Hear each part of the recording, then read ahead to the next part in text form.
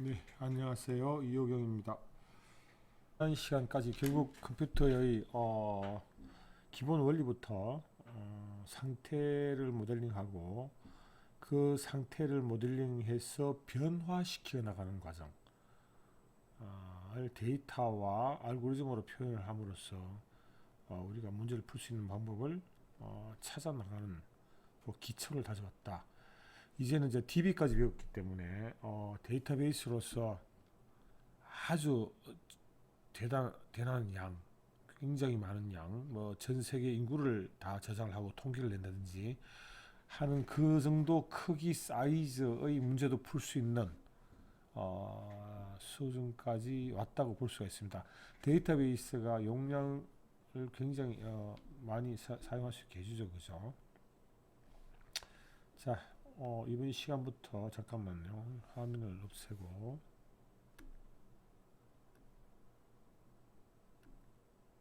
화면이 아니라 자 여기서 다시 이번 시간에는 이제는 이제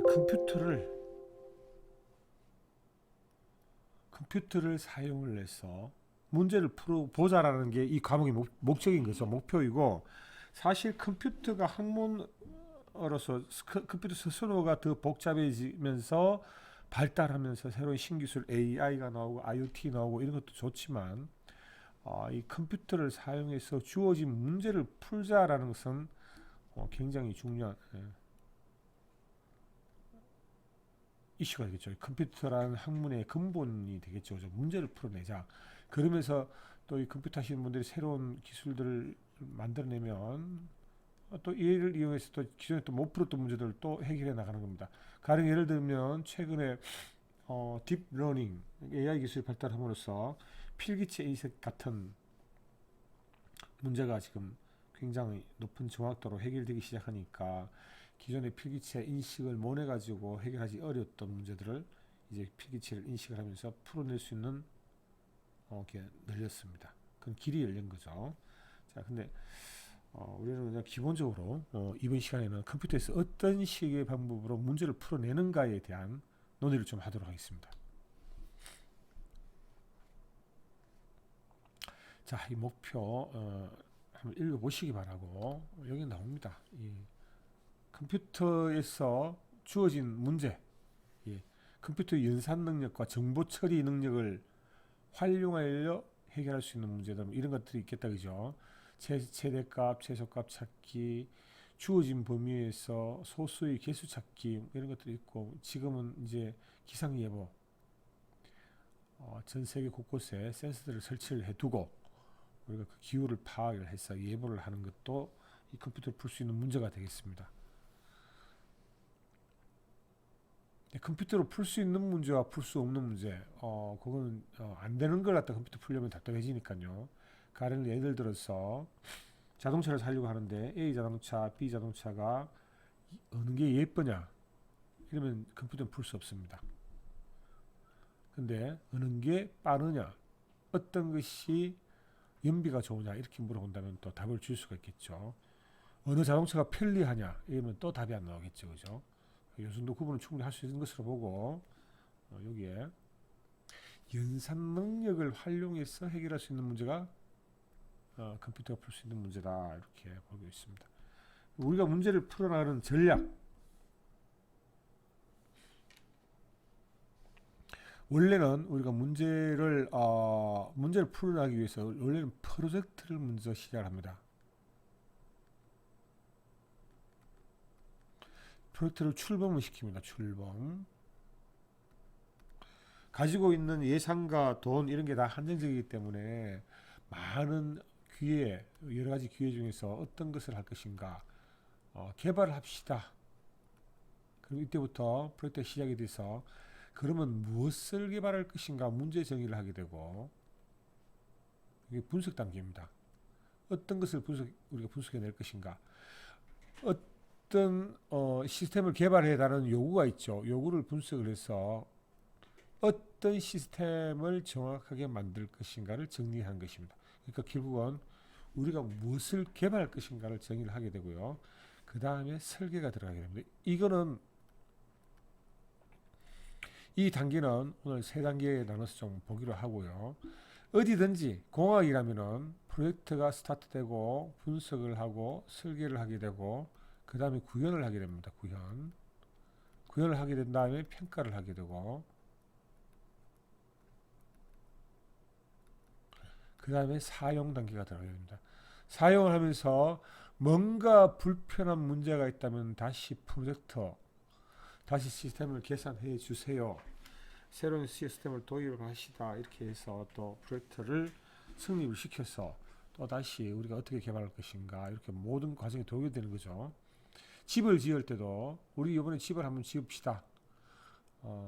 돈도 좀 벌었고 우리도 집 지을 단계가 됐으니까 집을 지읍시다 해서 출발하게 되면은 어떤 집을 지을 것인가, 그 집을 어떻게 만들어낼 것인가, 어떻게 개발할 것인가 설계를 하게 되고요. 그 다음 구현 단계에 오면은 설계에서 시키는 대로 제품을 구현을 하게 됩니다.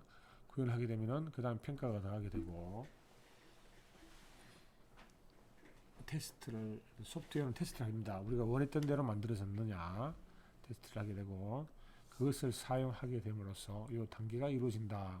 오늘은 이 과정을 한번 살펴보자고 합니다. 자, 문제를 먼저 정의를 합니다. 우리가 지금 소프트웨어를 원하기 때문에 소프트웨어가 해야 할 작업을 먼저 기술합니다. 우리 소프트웨어는 이런 업무를 해야 된다. 작업을 해야 된다. 요런 일을 하는 것을 목적으로 소프트웨어를 개발하겠다.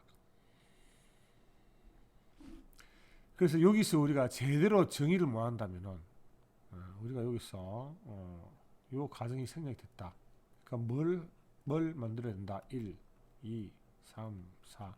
이 문서가 없이 소프트웨어를 만든다. 여기 100명이 투입됐습니다. 무엇을 개발할지 합의되지 않은 상태에서 100명의 개발자들이 앉아서 소프트웨어를 개발했다. 말이 안 되죠. 이건 말이 안 됩니다. 이게 말이 안 되고 반드시 이쪽에 무엇을 하기로 합의를 하고 무엇을 하는 시스템을 개발할지를 합의를 하고 난 돼서 그 다음에 얘들을 서류를 만들고 난 다음에 이 서류를 공유한 상태에서 소프트웨어 개발자들이 프로그램 개발하면 되겠죠. 근데 이 정의 과정이 없다. 못 만들어요. 뭐 혼자 앉아가지고 내 친구 보니까 뚝딱뚝딱 해서 밤새 소프트웨어를 만들더라. 그렇게 해서 사용하는 소프트웨어는 세상에 하나도 없습니다. 이 소프트웨어라는 것은 지금 현재 최근에 와서 소프트웨어라는 것은 여러분이 쓰는 소프트웨어는 규모가 작지 않습니다. 수십 명 또는 경우에 따라서 수백 명의 사람들이 수년간 개발했는 소프트웨어를 여러분들이 사용을 하고 있는 거죠. 이제 경우에 왜 이렇게 보면 이제 코드 앤 픽스 일단 짜보고 그 다음에 동작하지 않으면 픽스하자. 믹스 앤 픽스 방법. 이게 무슨 본드 선정 같은데 이런 식으로 할 수 있는 단계는 옛날에 지나갔습니다. 여러분 집 지을 때 집 한번 만들어 보고 수정해서 들어가서 합시다. 이거는 구석시대 때 이야기고 이미 로마 시대에 들어오면은 이런 식으로 집을 짓지 않고 철저하게 어떻게 집 지을지 설계를 하고 분석을 하고 설계를 통해서 이렇게 가는 과정이 확립이 됐죠. 소프트웨어도 비록 만들어진 지 100년 안 된 짧은 기간이지만 컴퓨터 만들어진 지 100년 안 됐으니까 하지만 어떤 소프트웨어를 짤래 정확하게 문제를 정의하고 예를 보고 설계를 하고 예를 보고 구현을 합니다. 구현을 하면 어떤 소프트웨어를 짜기로 했는 게 합의된 게 있으니까 예를 보고 평가를 하죠. 그렇게 하는 이 공학적인 과정을 가지고 있습니다.